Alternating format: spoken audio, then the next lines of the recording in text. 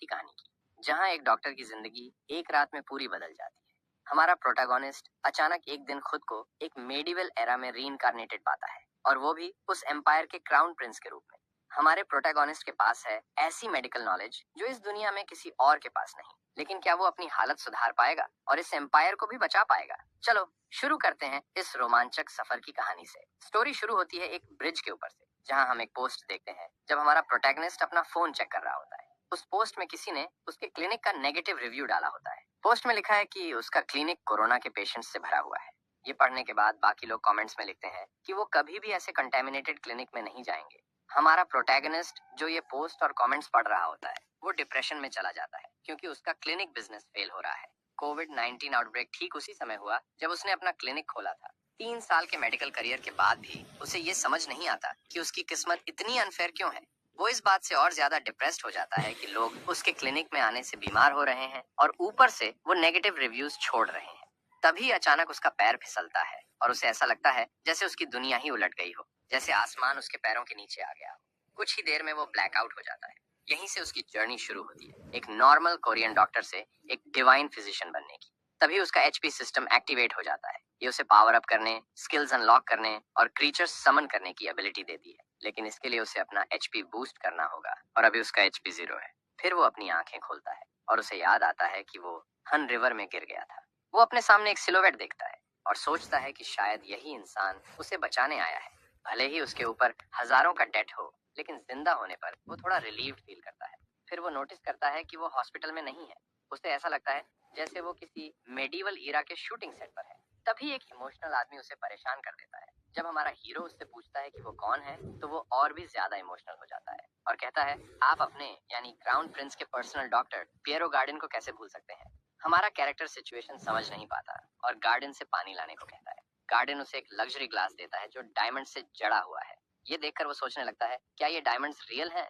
पानी पीते हुए वो मिरर में अपनी रिफ्लेक्शन देखता है और डर जाता है। उसे रियलाइज होता है कि ये उसका फेस नहीं है। उसे याद आता है कि ये फेस क्राउन प्रिंस लचियल एड्रिया मजेंटानो का है, जो उसी नॉवल का कैरेक्टर है जो वो उस दिन पढ़ रहा था जब वो ड्रिंक करने गया था। ये सिचुएशन देखकर वो सोचता है कि शायद वो अभी भी ड्रंक है। वो गार्डन से कहता है कि वो उसे उसके गाल पर स्लैप करे। गार्डन डर के मारे मना कर देता है। फिर हमारा कैरेक्टर खुद को स्लैप करता है।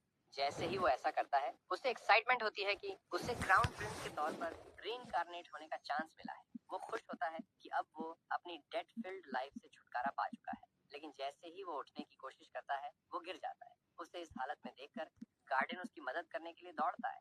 वो नोटिस करता है कि इस बॉडी की कंडीशन एक नॉर्मल 40 साल का इंसान से भी खराब है, जबकि ये बॉडी एक यंग लड़के की है। उसे रियलाइज होता है कि ये कैरेक्टर हमेशा बीमार रहता था और नॉवल में सिर्फ कुछ सीन्स में ही दिखता था। इतना ही नहीं, बल्कि ये कैरेक्टर 22 साल की उम्र में मर जाता है। डरते हुए वो गार्डन से अपनी एज पूछता है। गार्डन बताता है कि उसकी एज 21 है। ये सुनते ही वो सोचने लगता है कि उसके पास सिर्फ 1 साल बचा है। उसे वो नॉवल याद आती है जिसमें ये क्राउन प्रिंस दुनिया की बेस्ट ट्रीटमेंट और क्लेरिक्स ब्लेसिंग्स के बावजूद मर गया था। मिरर में देखते हुए उसे लगता है कि अब सिर्फ एक ही सॉल्यूशन बचा है। वो गार्डन से कहता है, यहाँ जितनी भी नीडल्स अवेलेबल हैं उन्हें ले आओ। अब उसने खुद को ठीक करने का डिसीजन ले लिया है। गार्डन नीडल्स लेकर आता है। हमारा हीरो उन्हें चेक करता है और एक नीडल उठाता है। गार्डन जो ये सब देख रहा है वो पूछता है, आप इससे क्या करने वाले हैं? हीरो बड़े कॉन्फिडेंस से जवाब देता है, मैं इन्हें अपने बॉडी में छुपाऊंगा। ये सुनकर गार्डन घबरा जाता है। वो सोचता है कि उसका मास्टर खुद को नुकसान पहुंचाने वाला है और वो उससे ऐसा न करने की भीख मांगता है। प्रोटैगनिस्ट गार्डन को शांत करने की कोशिश करता है और वो कहता है कि वो ये सब अच्छे पर्पस के लिए कर रहा है। वो गार्डन से बोलता है कि इस मैटर में उसे उसके ऊपर थोड़ा कॉन्फिडेंस रखना चाहिए।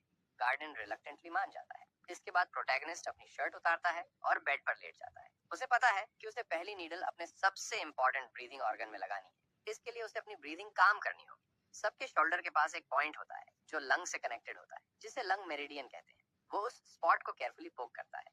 नीडल की थिकनेस की वजह से उसे हल्का पेन फील होता है।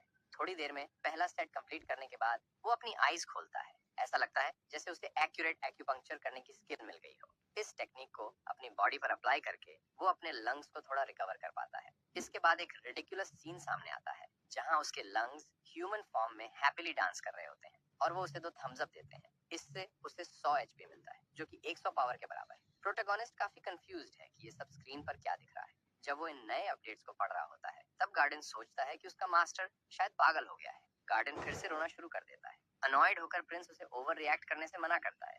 अपने इमोशनल डॉक्टर को इग्नोर करते हुए वो डिसाइड करता है कि अब उसे अपने शोल्डर ब्लेड के पास वाले एक और एक्यूपंक्चर पॉइंट पर फोकस करना है।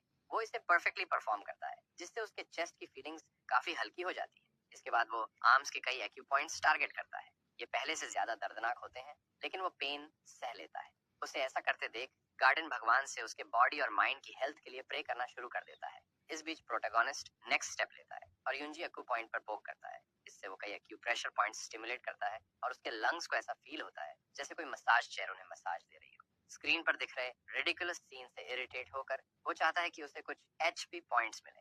अगला टारगेट उसका सोसांग एक्यू पॉइंट होता है, जो उसकी थंब में लोकेटेड है। इस ट्रीटमेंट को कंप्लीट करते ही उसका लेफ्ट लंग मेरिडियन का एक्यू पॉइंट सक्सेसफुली ट्रीट हो जाता है। अब उसके लंग्स ह्यूमन फॉर्म में आकर टैप डांस करने लगते हैं, जो उसे काफी अनोइंग लगता है। वो पेशेंटली वेट करता है कि ये डांस खत्म हो जाए, लेकिन ये खत्म होने का नाम ही नहीं लेता।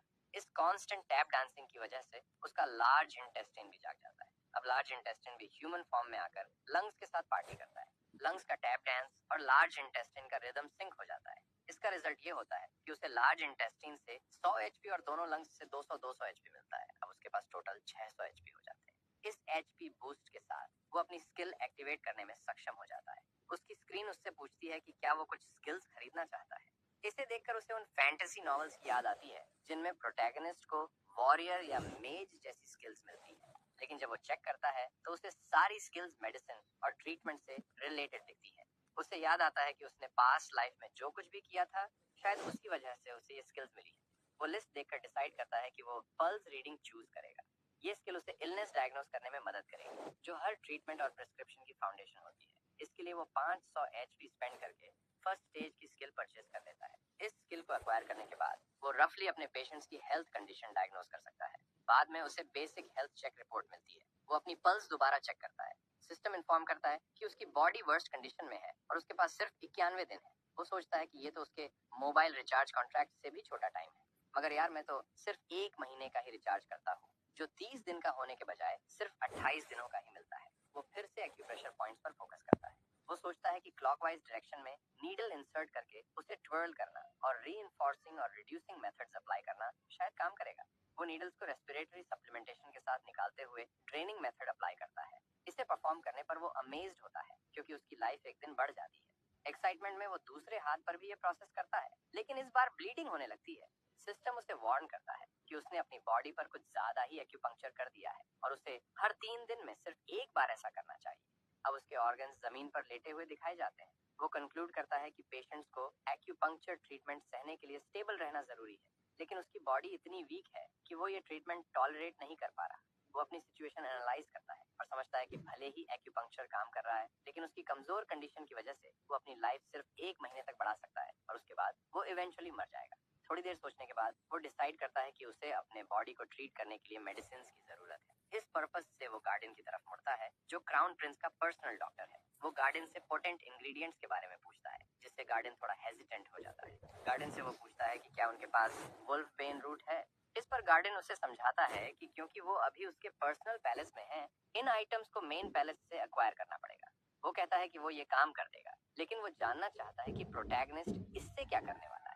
इस पर प्रोटैगनिस्ट कहता है कि वो इसे खाने वाला है। ये सुनकर गार्डन उससे ऐसा ना करने की भीख मांगता है। प्रोटैगनिस्ट डॉक्टर को समझाने की कोशिश करता है कि वो ये सब सिर्फ अपनी ट्रीटमेंट के लिए कर रहा है, लेकिन गार्डन अभी भी रिलक्टेंट है। फिर वो सिचुएशन एक्सप्लेन करता है। वो पूछता है कि क्या गार्डन पहले से जानता है कि वुल्फपेन रूट एक टॉक्सिक सब्सटेंस है। गार्डन कंफर्म करता है क्योंकि ये पॉइजन्स में यूज होता है। फिर प्रोटैगनिस्ट बोलता है कि उसे वुल्फपेन की डॉटर रूट चाहिए, जो नॉर्मल साइज से काफी छोटी होती है। गार्डन कहता है कि इससे उसका हार्ट रुक सकता है। इस पर प्रोटैगनिस्ट एडमिट करता है कि ये सच है, लेकिन वो ये भी इंसिस्ट करता है कि उसे वो मेथड पता है जिससे वो इस टॉक्सिन को मेडिसिन में बदल सकता है। ये सुनकर गार्डन को ये प्रोसेस काफी अजीब लगता है, लेकिन प्रोटैगनिस्ट उसे बताता है कि इस प्रोसेस को डिटॉक्सिफिकेशन कहते हैं, जिससे पॉइजन को मेडिसिन में बदला जा सकता है। फिर वो पूछता है कि अब गार्डन समझा या नहीं।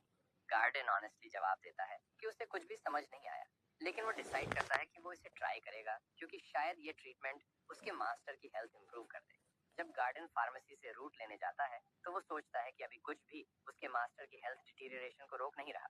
अब वो अपनी उम्मीद इस नए ट्रीटमेंट में लगाना चाहता है। हालांकि गार्डन डिसाइड करता है कि वो पहले इसे खुद खाएगा, ताकि ये कंफर्म हो सके कि ये उसके मास्टर के लिए सेफ है। जब गार्डन रूट लेकर आता है तो प्रोटैगनिस्ट